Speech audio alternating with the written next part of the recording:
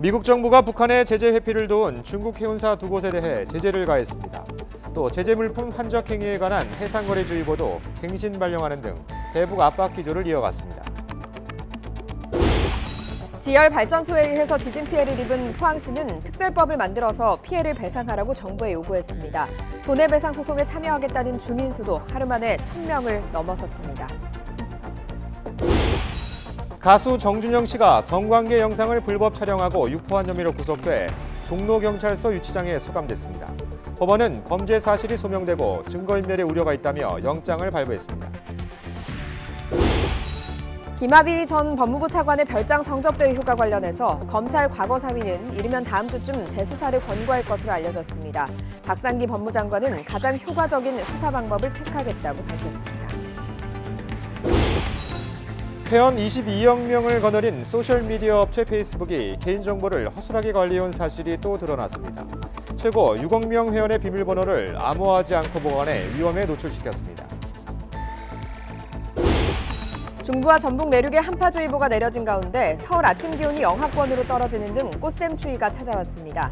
낮에도 찬바람이 불며 쌀쌀하겠고 주말에도 춥겠습니다. 굿모닝 YTN 2부 이어갑니다. 미국 정부가 북한의 대북 제재 회피를 도운 중국 해운회사 2곳에 대해 제재를 가했습니다. 하노이 회담 결렬 이후 북한과 중국을 동시에 압박하면서 북한의 빅딜 수용을 촉구하고 있습니다. 워싱턴 김희준 특파원입니다. 미국 재무부가 중국 다롄에 있는 해운회사 2곳을 새롭게 제재 명단에 올렸습니다. 미국의 제재 대상인 북한 회사에 물품을 공급하는 등 북한의 제재 회피를 도운 혐의입니다. 재무부는 또 선박 간 불법 환적 등 북한의 해상거래주의보를 13개월 만에 갱신해 발령했습니다. 석유류 환적과 북한산 석탄 수출 등에 연루된 선박 67척을 무더기로 주의 목록에 추가했습니다. 트럼프 정부의 올해 첫 독자 대북 제재입니다. 문우신 재무장관은 협력국들이 북한의 최종적이고 완전히 검증된 비핵화 달성에 전념하고 있다면서 유엔 제재 결의 이행을 강조했습니다. 2차 북미 정상회담 결렬 뒤 북한을 대화로 끌어들이기 위한 압박의 포석으로 풀이됩니다. 앞서 폼페이오 국무장관은 가장 강력한 대북 제재와 관여라는 병행 노력을 내세운 바 있습니다. 존 볼턴 백악관 국가안보부 장관은 중국의 대북 역할을 거듭 촉구했습니다. 중국은 올해 북한을 거세게 압박하는 열쇠를 쥘 수 있다면서 미중 무역 협상과 북핵 문제를 연기할 가능성도 시사했습니다. 미 애틀랜틱 카운실의 한 전문가도 중국이 북한의 제재 회피를 도우며 비핵화 협상에서 방해꾼 역할을 한다고 비판하기도 했습니다. 비핵화 협상이 다시 교착 국면을 맞은 가운데 미국 조야는 북한과 중국을 동시에 압박하며 협상 재개 돌파구 마련에 촉각을 곤두세우고 있습니다. 워싱턴에서 YTN 김희준입니다. 북한이 일본 주도로 이루어지는 북한 선박의 불법 환적, 즉 옮겨싣기에 대한 국제사회의 감시 강화 움직임을 비난했습니다. 조선중앙통신은 제재 결의 이행을 구실로 지역 밖의 나라들을 감시 활동에 끌어들여 존재감을 과시하고 군국화에 유리한 환경을 마련해보자는 것이 일본이 노리는 진짜 목적이라고 주장했습니다. 그러면서 일본이 적대시 정책에 집요하게 매달릴수록 지역 정세 흐름을 변두리로 밀려난 비참한 처지만 더욱 각인시킬 뿐이라고 비난했습니다. 하노이 정상회담 이후 북미 양측이 장외 신경전을 이어가는 가운데 속도를 내는가 했던 남북 교류도 숨고르기에 들어갔습니다. 정부는 대북 특사 파견 필요성을 고려하면서도 우선은 북측이 준비될 때까지 기다린다는 입장입니다. 한현희 기자가 보도합니다. 철도, 도로 연결 착공식과 산림 협력 등 지난 한 해 남북 협력 사업은 비교적 빠른 속도로 진행됐습니다. 정부는 올해도 남북 정상이 약속한 사업들을 진행하기 위해 미국과 제재 면제 절차를 논의하는 등 꾸준히 움직이고 있습니다. 이산가족 화상 상봉 및 영상편지 교환 사업과 관련해서는 모든 제재 면제 절차가 완료가 되어서 동사업을 본격 추진할 수 있게 되었습니다. 특히 하노이 결렬 이후 남북 교류를 통해 북미 간 대화를 촉진하겠다는 계획이지만 북측은 답변을 하지 않고 있습니다. 이 때문에 대북 특사 파견 필요성도 거론되고 있지만 정부는 일단 재촉하지 않겠다는 입장입니다. 나름대로 복귀하고 향후 전략 방향을 좀 모색해 나가는 그런 아주 좀 신중한 그런 상황에 있지 않느냐. 북측에서는 일단 북측의 입장을 좀 정리하는 시간이 필요하기 때문에 저희가 좀 그런 것을 현재 좀 기다리고 있는 상황이다. 정부는 다만 남북 연락사무소에서 지금도 매일 북측과 하루 두세 차례씩 접촉하는 등 연락 채널은 정상적으로 가동되고 있다고 설명했습니다. 하지만 대북 제재 해제를 논의하기에는 이른 시점이라고 밝히고 있어 남북 관계는 당분간 녹록지 않은 상황을 맞을 것으로 보입니다. YTN 한현입니다. 북한 김정은 국무위원장의 의전 책임자인 김창선 국무위원회 부장이 러시아의 수도 모스크바를 방문하는 것으로 알려졌습니다. 모스크바와 베이징 소식통은 김창선 부장이 베이징을 거쳐 지난 19일 모스크바에 도착했다면서 김 부장은 여전히 모스크바에 머물고 있는 것으로 보인다고 전했습니다. 또 다른 소식통은 김 부장 일행이 탄 것으로 보이는 북한 대사관 차량이 현지 시각 21일 낮에 모스크바 시내 크렘린궁 행정실을 방문한 사실이 포착됐다고 전했습니다. 경북 포항시가 지난 2017년 포항 지진이 지열발전소 때문이라는 결과와 관련해 피해 배상과 지역 재건 특별법을 제정해야 한다고 정부에 촉구했습니다. 이강덕 포항시장은 입장문을 통해 포항시는 지진 때문에 도시 브랜드 손상과 투자 심리 위축, 관광객 감소 등 금액으로 환산할 수 없는 피해를 입은 만큼 어제 산업통상자원부가 내놓은 포항 지진 발생 입장 발표는 대책으로 볼 수 없다고 잘라 말했습니다. 이 시장은 정부가 시민들의 재산적, 정신적 피해에 대해 신속한 배상 대책부터 마련해야 한다고 요구했습니다. 포항에는 아직도 집으로 돌아가지 못한 이재민들이 있습니다.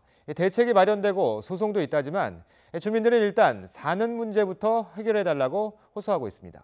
이훈재 기자가 취재했습니다. 포항시 흥해읍에 만들어진 희망 보금자리 주택입니다. 집이 살 수 없을 정도로 부서진 이재민이 임시로 지내도록 만들었습니다. 하지만 이곳의 계약 기간은 1년도 채 남지 않았습니다. 이재민들은 여기서 나가야 할지도 모른다는 불안에 시달립니다. LH 임대주택에 사는 이재민도 2년이라는 짧은 거주기간 탓에 가슴을 졸입니다. 나왔다 할 줄도 모르고 갈 줄도 모르고 그러다. 여기 사는 안에 집도 어디 살 데도 없는데 가라 하고 싶어서 그게 걱정이지 땅 걱정이 있는겨. 포항에는 이 밖에 체육관에서 천막살이 하는 이재민도 있습니다. 저도 마찬가지입니다. 우리 지금 체육관에 아직 100명이나 우리 이재민들이 계시는데 이걸 하루 빨리 해결해 주셔가지고 그 서민들이 어디에 갈 자리가 없지 않습니까? 소송 이야기가 오간다는데 그렇다고 불안감이 쉽게 가시지는 않습니다. 일부 노년층과 법 지식이 부족한 주민은 여기서마저 소외될까 두렵습니다. 소송에 참여하는 것 자체가 부담이라는 겁니다. 꼭 소송을 해야만이 위로금이나 무슨 혜택이나 이런 걸 주는지 싸움을 해야 그 혜택을 주나? 지진 발생 원인이 가려지면서 정부 책임을 따지는 목소리는 커지고 있지만 주민들의 불안과 고민은 사라지지 않고 있습니다. YTN 이윤재입니다. 오늘 아침 영하권에 꽃샘추위가 찾아왔습니다. 주말인 내일은 추위 속에 전국에 비나 눈이 조금 내린다고 하는데요. 날씨 알아보겠습니다. 박현실 캐스터. 네, 야외 스튜디오에 나와 있습니다. 자, 오늘 출근길 얼마나 춥습니까? 네, 주말을 앞두고 꽃샘추위가 찾아왔는데요. 찬 공기에 절로 몸이 움츠러듭니다. 북서쪽에서 찬 공기가 유입되면서 기온이 뚝 떨어졌는데요. 현재 서울의 기온은 영하 0.7도, 대관령은 영하 5.4도까지 뚝 떨어졌습니다. 낮에도 서울 기온은 9도로 어제보다 2도가량이 낮겠고요. 바람 때문에 체감 온도는 더 떨어지겠습니다. 옷차림 따뜻하게 하고 나오시기 바랍니다. 중부와 전북 지역에는 다시 한파주의보가 내려졌습니다. 오늘 아침 철원의 기온은 영하 3도 안팎까지 떨어졌는데요. 그 밖에 파주가 영하 3.4도, 대전 0.4도 등 어제보다 6도에서 12도가량 기온이 뚝 떨어졌습니다. 낮에도 찬바람이 불면서 쌀쌀하겠는데요. 서울 9도, 광주 10도, 대구 12도, 부산 14도로 어제보다 2도에서 7도가량 낮겠습니다. 찬바람 덕분에 오늘 전국의 공기는 깨끗하겠습니다. 강원 영동 충청 남부와 경북 동해안에는 오후부터 밤사이 빗방울이 떨어지거나 눈이 날리는 곳이 있겠습니다. 주말인 내일은 하늘이 차차 흐려져서 오후부터 전국에 적은 양의 비와 눈이 날리겠고요. 일요일까지 꽃샘추위는 계속될 전망입니다. 다음 주는 비 소식 없이 맑은 날들이 많겠고요. 예년 기온을 회복하면서 온화한 봄 날씨가 이어지겠습니다. 지금까지 YTN 야외 스튜디오에서 박현실입니다. 가수 정준영 씨가 성관계 영상을 불법 촬영하고 유포한 혐의로 구속됐습니다. 이번 사태 주요 인물 가운데 첫 구속 사례로 앞으로 경찰 수사에 속도가 날 것으로 보입니다. 김진호 기자의 보도입니다. 영장실질 심사를 마친 정준영 씨가 포승줄을 맨 채 굳은 표정으로 경찰서로 들어옵니다. 출석 때와 달리 모든 질문에 묵묵부답인 채 조사실로 향했습니다. 앞서 정 씨는 법정에 들어가기 전 자필로 쓴 입장문을 읽으면서 모든 혐의를 인정했습니다. 먼저 정말 죄송합니다. 저는 용서받을 수 없는 범죄를 저질렀습니다. 저에 대한 모든 혐의를 인정합니다. 그리고 오늘 구속영장 실질 검사에서는 심사에서 수사기관의 청구 내용을 일체 다투지 않고 법원에서 내려지는 판단에 겸허히 따르겠습니다. 2시간 가까이 이어진 구속 전 피의자 신문을 마친 뒤 법원은 정 씨에 대한 구속영장을 발부했습니다. 범죄 사실 중 상당 부분이 소명되고 증거인멸에 우려가 있다는 이유입니다. 법원은 특히 피해자 측의 법익 침해 가능성 등을 고려했을 때 피의자에 대한 구속 사유와 그 상당성이 인정된다고 설명했습니다. 정 씨는 지난 2015년 말부터 성관계 영상을 몰래 찍은 뒤 지인 카카오톡 대화방에 유포한 혐의를 받고 있습니다. 현재까지 알려진 피해자만 10명에 달합니다. 이번 버닝썬 게이트의 주요 피의자 가운데 첫 구속 사례가 나오면서 관련 수사도 탄력이 붙을 전망입니다. 경찰은 지난 2016년 정 씨가 여자친구 신체를 몰래 촬영한 혐의로 고소된 사건과 관련해 담당 경찰관 A씨를 직무유기 혐의로 입건했습니다. A씨는 정 씨의 휴대전화에 대한 포렌식 결과를 제대로 확인하지 않은 채 검찰에 넘긴 혐의를 받고 있습니다. 또 당시 정준영 씨의 변호인도 정 씨의 휴대전화가 망가져 복구할 수 없다며 허위로 꾸민 의견서를 경찰에 제출하는 등 증거를 없앤 혐의로 입건됐습니다. YTN 김진호입니다. 경찰은 한 차례 영장이 기각된 버닝썬 이문호 대표에 대해서도 영장 재신청을 검토하고 있습니다. 승리 등 다른 핵심 피의자들의 영장을 신청할지도 관심입니다. 차유정 기자가 보도합니다. 이문호 버닝썬 대표의 영장이 기각된 이후 정준영 씨에 대한 영장 발부 여부에 촉각을 세우던 경찰은 일단 안심하는 분위기입니다. 정 씨의 영장까지 기각됐을 경우 수사 동력에 큰 타격을 입을 수밖에 없기 때문입니다. 정 씨의 신병을 확보한 경찰은 불법 영상 유포 혐의를 집중 수사할 방침입니다. 이미 확보한 2015년 말부터 2016년까지의 증거 이외에 최근 확보한 휴대전화 포렌식 결과 등을 토대로 추가 증거 찾기에 나설 전망입니다. 남은 주요 피의자는 승리와 동업자 유인석 대표, 유착 의혹을 받는 윤총경입니다.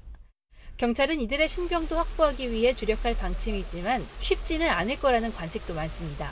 승리에 대한 주요 혐의는 성매매 알선인데 관련자 진술 말고는 뚜렷한 물증이 없는 상황입니다.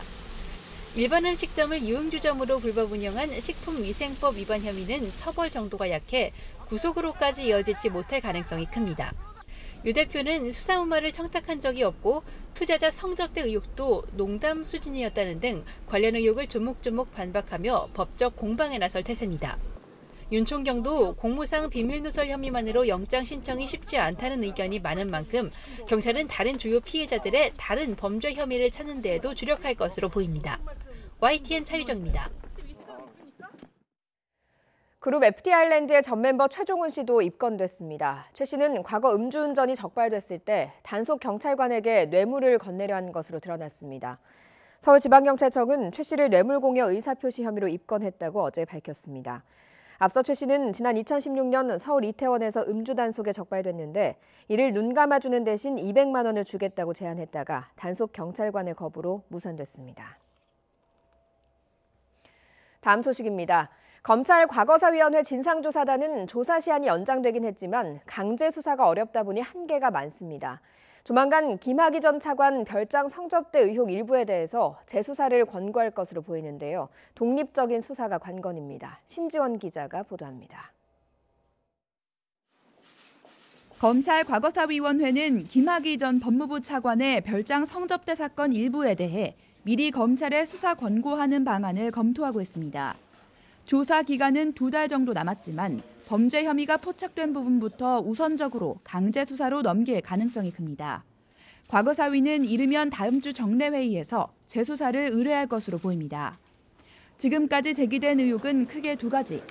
김 전 차관의 성접대 의혹을 뇌물이나 특수강간 사건으로 볼 수 있는지, 수사 과정에서 외압이 있었는지 등입니다. 문제는 수사 주체와 방법입니다. 경찰과 검찰 모두 부실 수사 의혹에서 자유롭지 않기 때문에 재수사 과정은 무엇보다 공정하고 독립적이어야 한다는 기대가 높습니다. 중간 보고 없이 수사할 수 있는 특임검사나 아예 별도로 임명하는 특별검사도 거론되고 있습니다.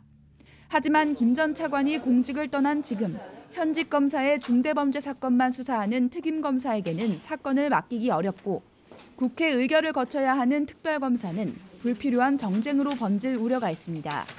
이와 관련해 박상기 법무부 장관은 YTN에 출연해 과거사위 조사 내용을 토대로 필요하다면 가장 효과적인 수사 방법을 검토하겠다고 말했습니다. 수사할 대상이 있다면 그 내용을 어떤 방식으로 수사하는 것이 가장 효과적일까, 이걸 판단하려고 합니다. 이런 가운데 진상조사단은 김 전 차관 성접대 의혹의 핵심 관계자인 건설업자 윤중천 씨를 2차례 소환하는 등 범죄 혐의를 조사하는 데 주력하고 있습니다. YTN 신지원입니다. 이부진 호텔신라 사장이 상습적으로 프로포폴을 투약했다는 의혹과 관련해서 경찰이 내사에 착수했습니다. 이 사장은 치료 목적으로 병원에 다녔지만 프로포폴을 불법 투약한 사실은 없다고 반박했습니다. 박광열 기자입니다. 서울 청담동의 한 성형외과. 문이 굳게 닫혀 있습니다. 창문으로 비친 병원 내부에서 의료진은 물론 부지런히 움직이는 경찰의 모습이 보입니다. 이부진 호텔신라 사장의 프로포폴 상습 투약 의혹과 관련해 프로포폴 관리가 제대로 이루어졌는지 점검한 겁니다. 앞서 뉴스타파는 병원 간호조무사의 말을 빌려 이 사장이 지난 2016년 한 달에 최소 2차례 이상 VIP실에서 장시간 프로포폴을 투약했다고 주장했습니다. 프로포폴을 더 주사해달라고 요구한 사실도 있다며 병원 측이 관련 진료, 투약 기록을 작성하지 않았다고 말했습니다. 주주총회 참석 전 굳은 표정으로 취재진 앞에 선 이 사장은 별다른 답변 없이 차량에 탑승했습니다. 사장님, 프로포폴 투약 의혹 관련해서 말씀 좀 부탁드리겠습니다. 그건 사실이 아니라면 법적 대응도 검토하시나요? 입장문을 통해 치료 목적으로 해당 병원에 다닌 사실은 있지만 불법 투약은 하지 않았다고 설명했습니다. 호텔신라 관계자도 치료 이외 목적으로 프로포폴을 맞은 사실은 전혀 없다며 진행 상황을 보며 법적 대응 여부를 검토하겠다고 설명했습니다. 이른바 우유주사로 불리는 프로포폴은 수술이나 검사 시 수면 마취에 사용됩니다. 깨어날 때 짧은 시간에도 개운한 느낌을 받게 되는데 약물 중독과 부작용을 부를 수 있다는 우려 속에 지난 2011년 마약류로 분류됐습니다. 마약류 사건을 전담하는 서울청 마약수사계는 내사에 착수했습니다. 진료기록부와 마약류 반출입대장 등 점검 결과를 바탕으로 수사 전환 여부를 결정할 방침입니다. YTN 박광열입니다. 어젯밤 당진 영덕 고속도로 터널 안을 달리던 승용차가 대형 트럭을 들이받아 불이 났습니다. 터널 안에 있던 다른 운전자들은 긴급 대피했지만 승용차 운전자는 결국 숨졌습니다. 사건 사고 이상순 기자가 보도합니다. 당황한 사람들이 터널 바깥쪽으로 뛰고 있습니다. 터널 안쪽은 연기가 자욱합니다. 앞서가던 25톤 대형 트럭을 추돌한 승용차에 불이 났기 때문입니다. 사고차는 휴지처럼 구겨져 완전히 타버렸습니다. 운전자는 숨졌습니다. 사고 여파로 당진 영동고속도로 대전 방향은 신영터널까지 2km 구간이 1시간여 동안 극심한 정체 현상을 빚었습니다. 갓길에 서 있던 11톤 트럭을 5톤 트럭이 들이받는 사고도 있었습니다. 이 사고로 양쪽 다리가 핸들과 좌석 사이에 끼어있던 5톤 트럭 운전자를 119 구조대가 유압 장비를 이용해 구조해 병원으로 이송했습니다. 11톤 트럭 운전자도 경상을 입고 치료를 받았습니다. 선체 곳곳에서 짙은 연기가 뿜어져 나옵니다. 선실에서 불이 났습니다. 안에 있던 기관장은 무사히 대피했습니다. 화재 선박은 선체 수리를 위해 서귀포항에 정박 중이었습니다. 해경과 소방당국은 합동 감식을 통해 정확한 화재 원인을 밝힐 예정입니다. 한참 사람이 붐비는 먹자골목 곳곳에 불이 꺼져 있습니다. 이렇게 정전된 곳이 상가와 사무실 등 190여 곳에 이릅니다. 한국전력 현장팀이 출동했지만 거의 4시간이 지나서야 복구됐습니다. 공중에서 복잡하게 얽힌 전선들을 연결해주는 고리 하나가 파손돼 전기가 끊겼던 겁니다. 한전은 강풍을 파손 원인으로 보고 있습니다. YTN 이상순입니다. 어제 오후 3시쯤 서울 은평구 진관동의 한 아파트에서 불이 나 집에 있던 33살 김모 씨가 숨졌습니다. 신고를 받고 출동한 소방대가 아파트 문을 열고 들어가 김 씨를 발견했지만 김 씨는 전신에 화상을 입고 숨졌습니다. 소방당국은 아파트 작은 방에서 원인을 알 수 없는 화재가 발생해 거실로 불이 번진 것으로 보고 정확한 화재 원인을 조사하고 있습니다. 미납 추징금 환수를 위해 공매에 붙여졌던 전두환 씨의 서울 연희동 자택이 결국 낙찰됐습니다. 6차례나 거친 공매 끝에 낙찰가는 최초 감정가의 절반 수준인데요. 누가 낙찰을 받았는지는 아직 공개되지 않았습니다. 이하린 기자가 보도합니다. 전두환 씨의 서울 연희동 자택입니다. 미납 추징금 환수를 위해 이 집이 공매에 붙여진 건 지난달 11일. 최초 감정가는 무려 102억 3천만 원이 넘었습니다. 하지만 여러 차례 유찰됐고 그때마다 감정가의 10%인 10억 2천여만 원씩 낮은 가격으로 다음 공매로 넘어갔습니다. 결국 이번 6번째 공매는 최초 감정가의 반값인 51억 1,643만 원에서 시작했고 이보다 0.4% 높은 값을 부른 입찰자 1명이 낙찰받게 됐습니다. 낙찰가는 51억 3,700만 원입니다. 이 물건은 전 씨 부인 이순자 씨와 며느리, 전 비서관 등 3명이 소유자로 올라 있어 낙찰돼도 명도가 쉽지 않은 점이 처음부터 단점으로 꼽혔습니다. 게다가 이 씨 등이 한국자산관리공사, 캠코를 상대로 공매 처분을 취소해달라며 지난달 서울행정법원에 소송을 제기하고 집행정지를 신청해 상황은 더 복잡해졌습니다. 정식 매각 허가는 다음 주 결정될 예정인데 이후 30일 이내에 낙찰자가 잔금을 내면 1,000억 원이 넘는 미납 추징금 가운데 일부를 환수하게 됩니다. 다만 이 집을 두고 현재 법적 소송이 진행되고 있어 낙찰자가 잔금을 내더라도 매매나 임대 등 온전한 재산권을 행사할 수 있을진 불투명합니다. 또 여러 법적 절차가 마무리된 뒤에도 알츠하이머를 앓고 있다고 주장하는 고령의 전 씨에게 강제 집행을 시도하기엔 상당한 부담이 따를 거란 전망도 나오고 있습니다. YTN 이하린입니다. 유시춘 EBS 이사장의 아들이 대마초 밀반입 혐의로 징역 3년을 확정받고 복역 중인 사실이 뒤늦게 알려졌습니다. 대법원은 지난해 10월 마약류관리법 위반 혐의로 기소된 유 이사장의 아들 신모 씨에게 징역 3년을 선고한 원심을 확정했습니다. 1심 재판부는 신 씨가 직접 대마를 밀수입했다고 볼 증거가 부족하다며 무죄를 선고했지만 2심 재판부는 공소 사실이 인정된다며 1심을 뒤집고 징역 3년을 선고했습니다.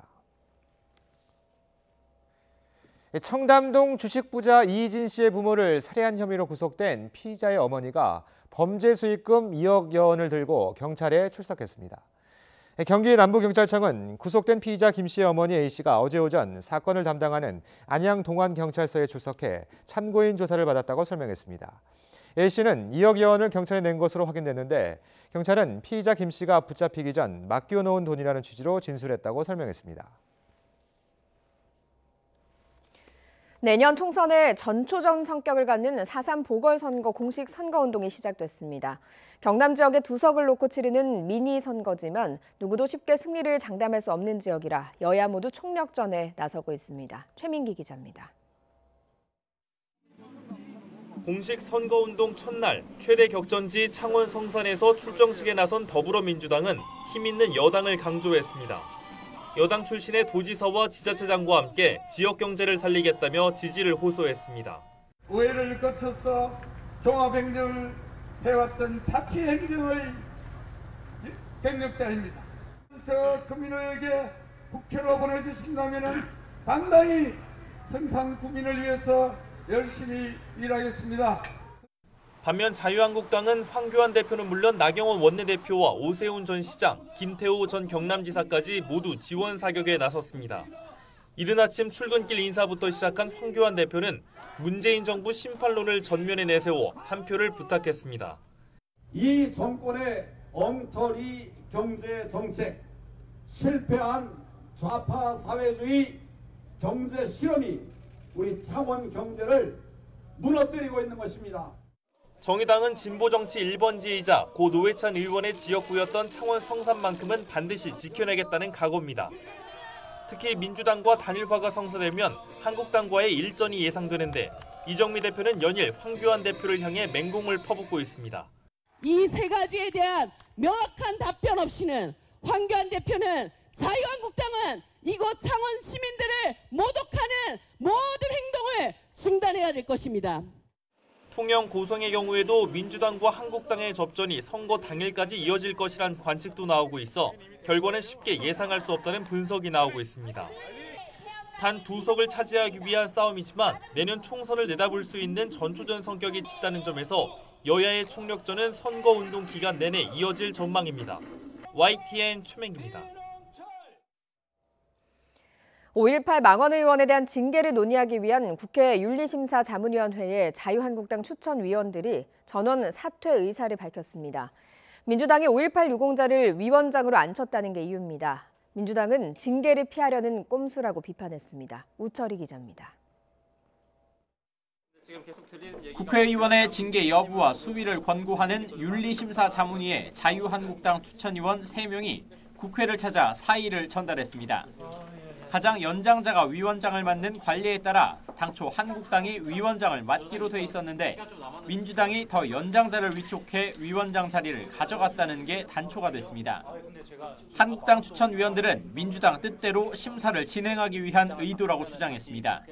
인원수나 채워줘라 뭐 이런 취지거든요. 저희들은 참 이런 비민주적이고 그러니까 정당성이 전혀 전제되지 않은 회의에는 절대 참여할 수가 없습니다. 한국당은 또 자문위원장을 맡은 민주당 추천의 장훈열 변호사가 5.18 유공자로 확인됐다며 재척 사유에 해당한다고 목소리를 높였습니다. 민주당은 발끈했습니다.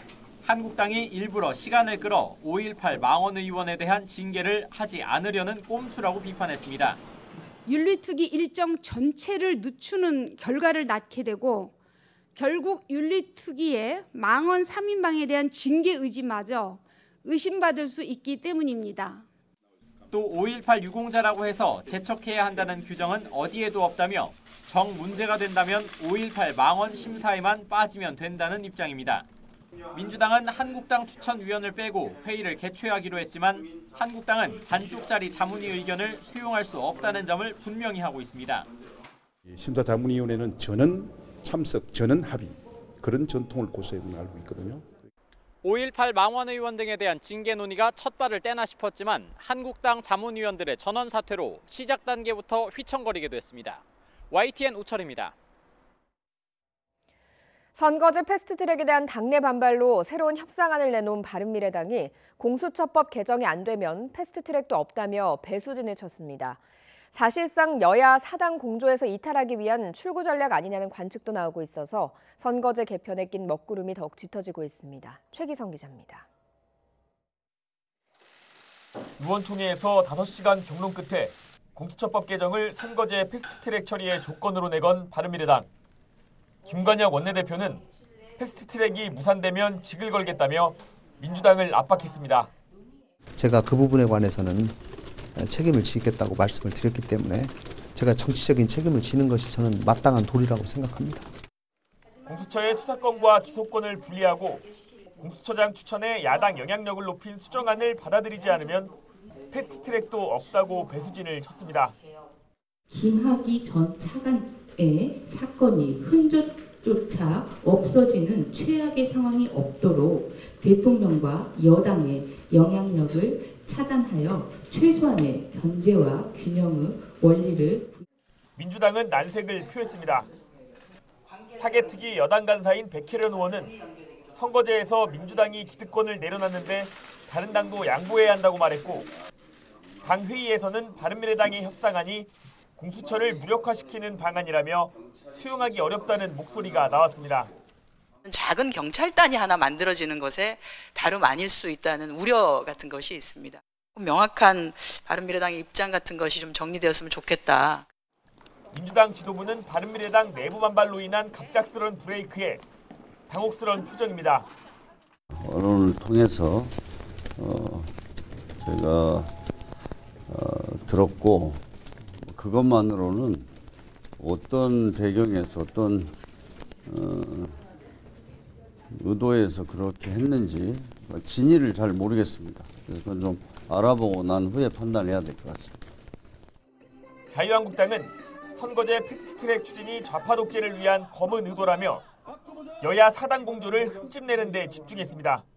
정의당 이중대로 만들어서 국회를 좌파 세상으로 만드는 것이 바로 선거법 개정안입니다.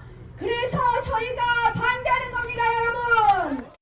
바른미래당이 내놓은 새로운 협상안이 패스트트랙 사당 공조를 이탈하기 위한 출구 전략이라는 분석도 나오면서 선거제 합의 무산 가능성에 무게가 더해지고 있습니다.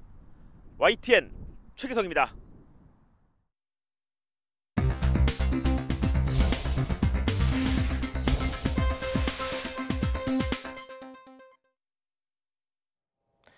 이 시각 보도국입니다. 지난 1948년 발생한 여순 사건 당시 사형으로 처형된 민간인 희생자들이 71년 만에 다시 재판을 받을 수 있게 됐습니다. 대법원 전원합의체는 여순 사건 희생자인 장모 씨 등 3명의 재심 청구 사건에서 검사의 재항고를 기각하고 재심 개시를 결정한 원심 결정을 확정했습니다. 이낙연 국무총리는 김학의 전 법무부 차관과 고 장자연 씨 사건에 대해 검경의 대국민 신뢰가 그나마 회복될 것이냐 아니면 아주 낭떠러지로 떨어질 것이냐가 걸린 문제라고 말했습니다. 이 총리는 국회 대정부 질문에서 검경은 몇몇 개인을 살리고 조직을 죽일 것인지 반대로 몇몇 개인을 희생하더라도 조직의 신뢰를 살릴 것인지 선택해야 할 것이라며 이같이 말했습니다. 국회 대정부 질문 마지막 날인 오늘 교육, 사회, 문화 분야에 대한 질의가 이어집니다. 여당인 더불어민주당은 김학의 전 차관 성접대 의혹 사건과 고 장자연 씨 사건의 철저한 진상규명을 강조하고 부실사와 경찰 유착 의혹으로 번지는 버닝썬 사건에 대해 질타할 것으로 보입니다. 반면 자유한국당을 비롯한 야당은 정부의 미세먼지 대책의 문제점을 지적하고 탈원전 정책에 대해서도 재검토 필요성을 주장할 것으로 예상됩니다. 서울고등법원은 오늘 오후 2시 이명박 전 대통령의 항소심에서 김백준 전 청와대 총무기획관에 대한 증인신문을 진행할 예정입니다. 그러나 법원의 소환장이 송달되지 않았고 김 전 기획관이 본인 재판에도 출석하지 않아 오늘 출석 여부는 불투명합니다. SK이노베이션이 미국에 2조 원 가까이 투입되는 전기자동차 배터리 생산 공장을 짓기 위한 기공식을 열고 공사에 들어갔습니다. 미국 조지아주 커머스시에 들어서는 공장은 1, 2단계 개발을 통해 오는 2025년까지 연 20기가와트시 규모의 배터리를 생산합니다. 축구대표팀이 오늘 저녁 8시 볼리비아를 상대로 아시안컵 이후 첫 평가전을 치릅니다. 벤투 감독은 손흥민을 최전방 투톱으로 기용할 수 있다고 밝혀 전술 변화를 예고했습니다. 이 시각 보도국이었습니다. 페이스북의 개인정보 관리가 또다시 도마 위에 올랐습니다. 이번에는 회원 6억 명 정도의 비밀번호를 암호화하지 않고 보관한 것으로 드러났습니다. 적어도 직원들은 마음만 먹으면 비밀번호를 알 수 있었다는 얘기죠. 황보성 기자입니다. 수많은 회원의 비밀번호가 노출됐다. 사이버 보안 전문 블로그 크랩스 온시큐리티가 이렇게 고발했습니다. 페이스북 회원 6억 명 정도의 비번이 암호화되지 않고 누구나 인지할 수 있는 일반 문자 형식으로 보관됐다는 겁니다. 이에 따라서 지난 2012년부터 해당 비밀번호들이 페이스북 직원 2만여 명에게 노출되어 온 것으로 전해졌습니다. 직원들이 마음만 먹으면 비밀번호에 접근해서 이용할 수 있었다는 얘기입니다. 페이스북 측은 이런 문제점이 지난 1월에 감지됐다며 이 사실을 고객들에게 알리고 비밀번호를 바꾸라고 관장할 계획이라고 밝혔습니다. 주로 인터넷망이 잘 확충되지 않은 지역에서 쓰이는 페이스북 라이트 버전 회원들의 비밀번호가 부실하게 관리됐습니다. 페이스북이 회원 개인정보를 허술히 관리하거나 거래했다는 의혹은 이번이 처음이 아닙니다. 지난 2016년 정치 컨설팅 업체가 페이스북 사용자 8,700만 명의 개인정보를 이용해서 도널드 트럼프 미국 대통령의 선거운동을 도왔다는 의혹도 그 가운데 하나입니다. 이와 관련해서 현재 미 법무부가 조사를 벌이고 있습니다. YTN 황보선입니다. 문재인 대통령이 미세먼지 해결을 위한 범국가기구 위원장을 맡기로 한 반기문 전 유엔 사무총장을 만났습니다. 반 전 총장은 미세먼지 해결에 국민적인 참여를 요청했는데요. 정치 재개 질문에는 불가능하다고 선을 그었습니다. 신호 기자가 보도합니다. 반기문 전 유엔 사무총장이 재작년 2월 대선 불출마 선언 이후 2년여 만에 기자회견장에 섰습니다. 국민 건강이 심각하게 위협받는 상황을 회피할 수 없었다면서 미세먼지 범국가기구를 맡게 된 배경을 밝혔습니다. 원인을 진단하고 그에 따라 중지를 모아서 해법을 마련한 후 모두의 의지로서 흔들림 없이 실천하면 끝내는 해결될 수 있다고 생각합니다. 반 전 총장은 미세먼지의 국내외적 배출 원인을 과학적으로 찾아내는 것이 최우선이라고 했습니다. 그래야 정확한 해결 방안과 구체적 실행 방안을 마련할 수 있다는 겁니다.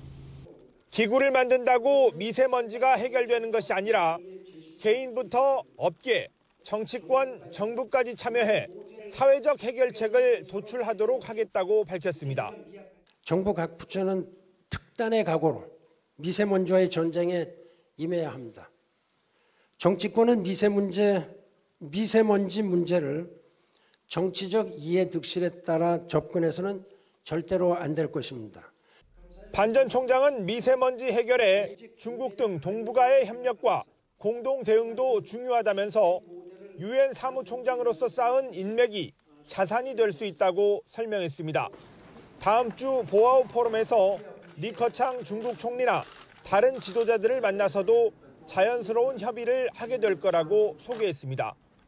정치 재개 가능성을 묻는 질문에는 나무에서 물고기를 구한다는 뜻의 사자성어 연목 구어를 사용해 불가능하다고 답변했습니다.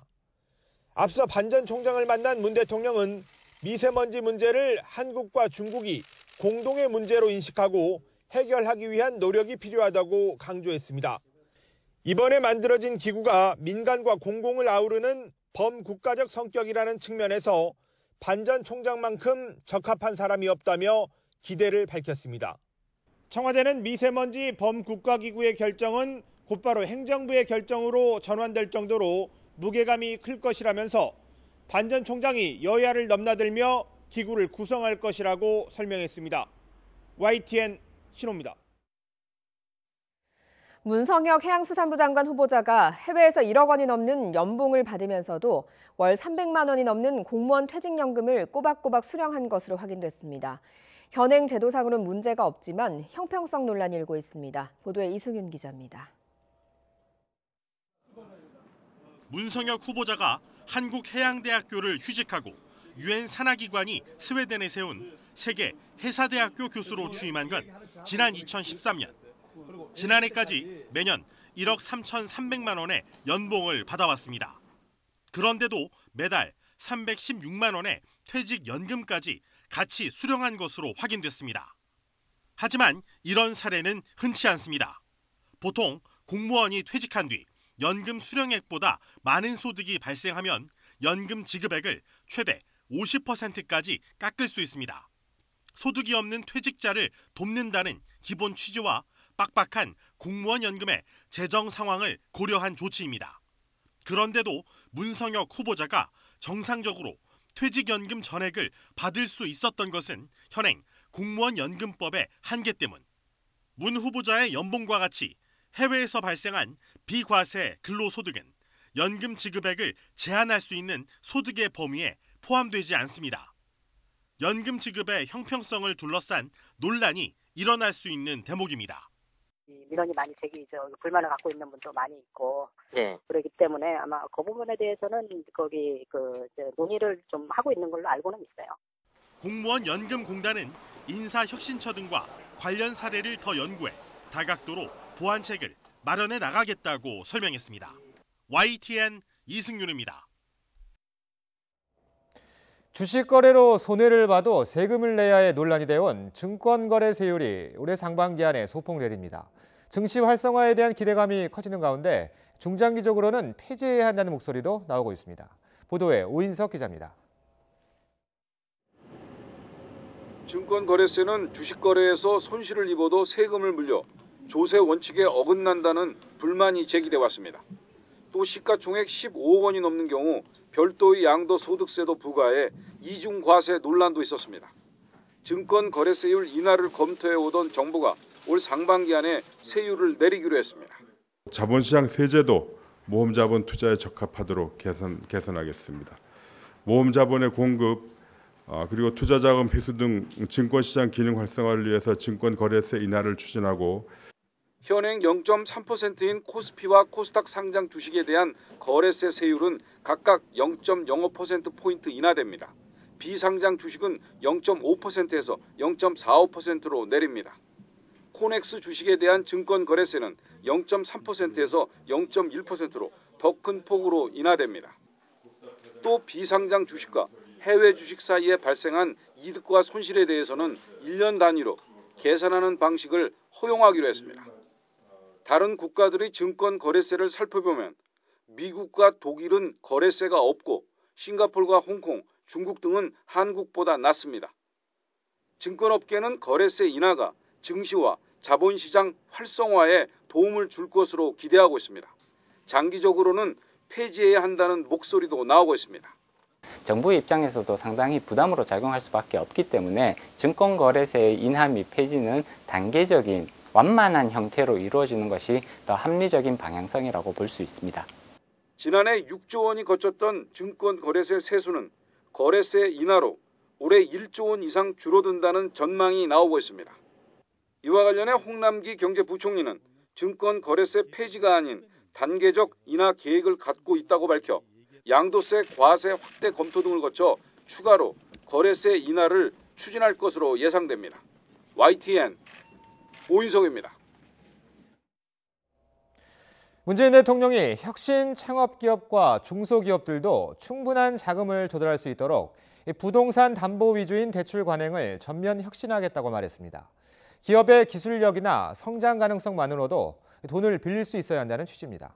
김도원 기자가 보도합니다.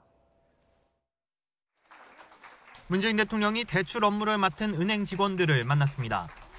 부동산 담보 위주인 기존 대출 관행에도 변화가 시도되고 있습니다. 재무제표에 익숙한 은행원이 영화 시나리오만을 가지고 투자를 한다는 게 참 쉽지만은 않았습니다. 문 대통령은 금융기관이 콘텐츠와 기술을 담보로 대출하는 노력이 활성화돼야 한다면서 최근의 성공 사례를 격려했습니다.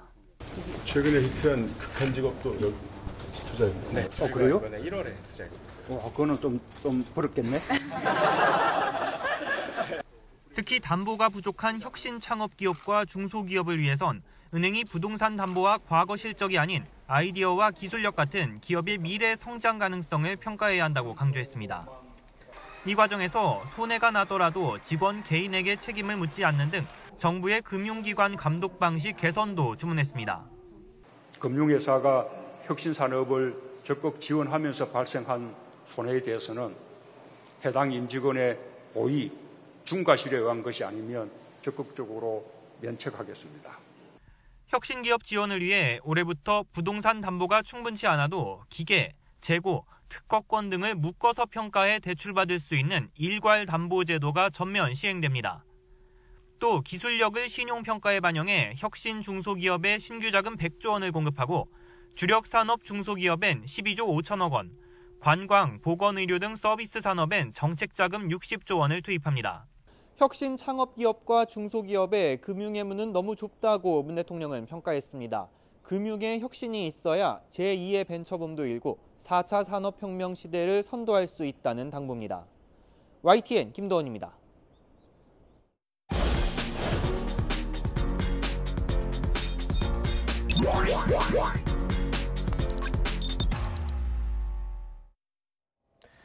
최근 급변하는 소비 트렌드를 짚어보는 기획보도 순서입니다. 불황인데도 관련 제품들이 불티나게 팔리고 관련 마케팅도 영역을 넘어 다양하게 펼쳐지는 분야가 있습니다. 미세먼지가 바꿔놓은 소비 패턴, 백종규 기자가 취재했습니다. 꽃샘 추위가 여전한 3월 중순에 대형마트 가전 코너를 차지한 건 에어컨입니다.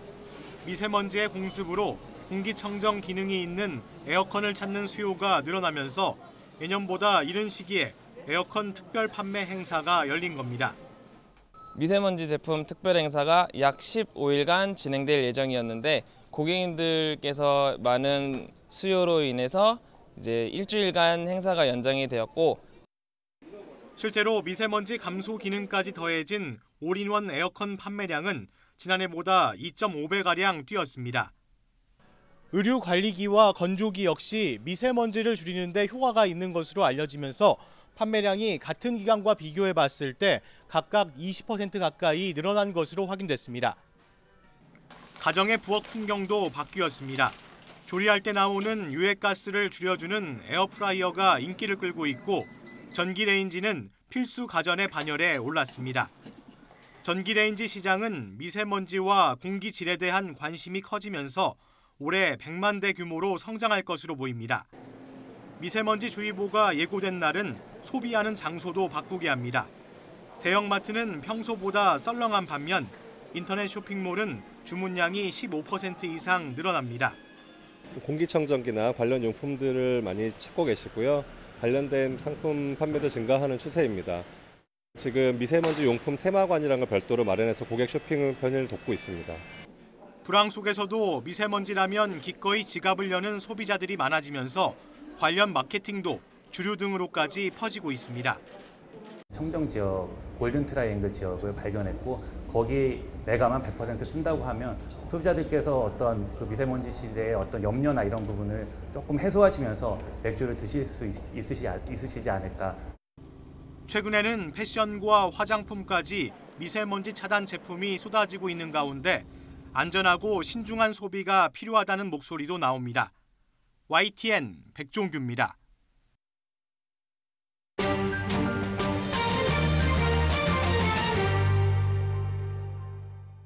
영국 버밍엄 지역에 있는 이슬람 사원 5곳이 괴한의 공격을 받아서 유리창 등이 파손됐습니다.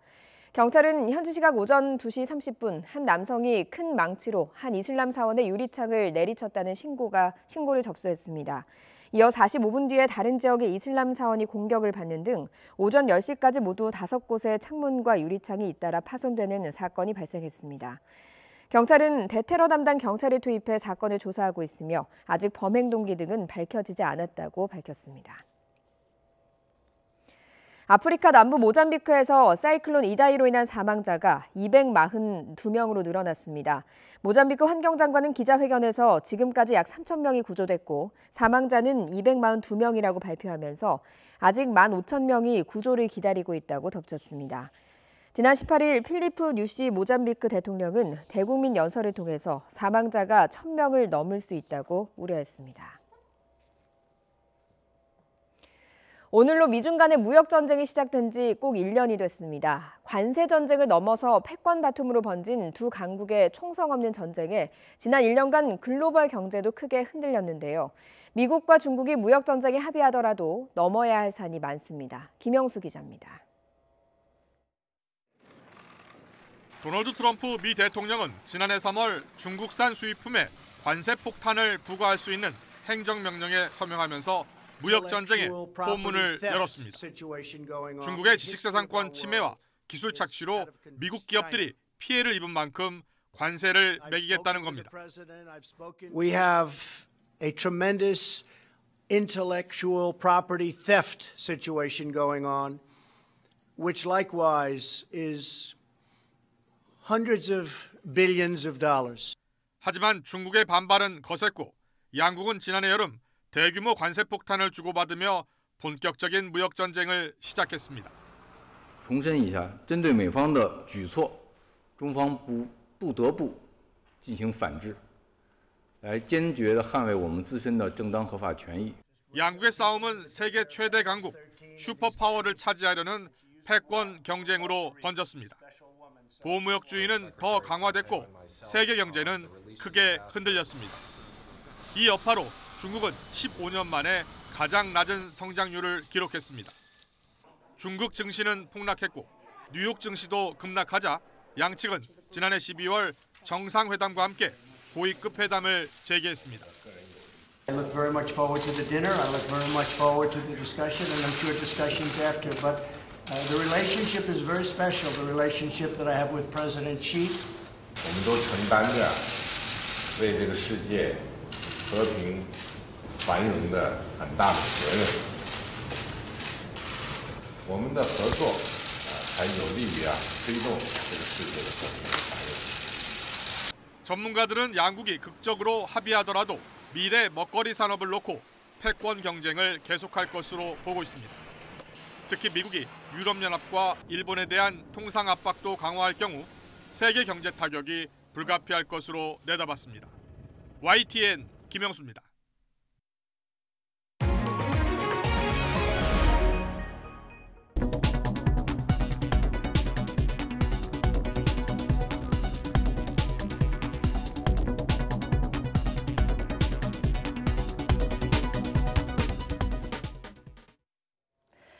오늘 출근길은 다시 도톰한 옷을 챙겨 입으셔야겠습니다.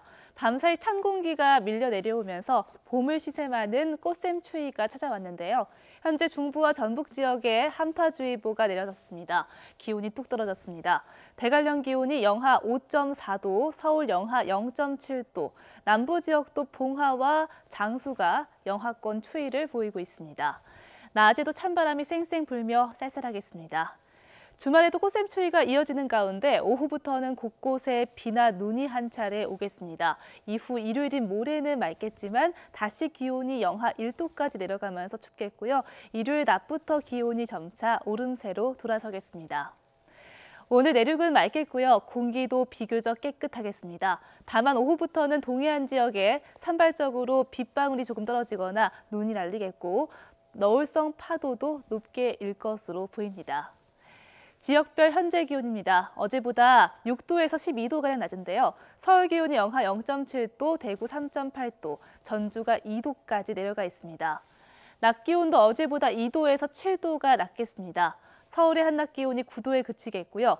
강릉과 청주 9도, 대전과 전주 10도, 대구 12도, 부산도 14도 선에 머물겠습니다. 날씨 정보였습니다. 굿모닝 YTN 3부 잠시 후 8시에 이어집니다.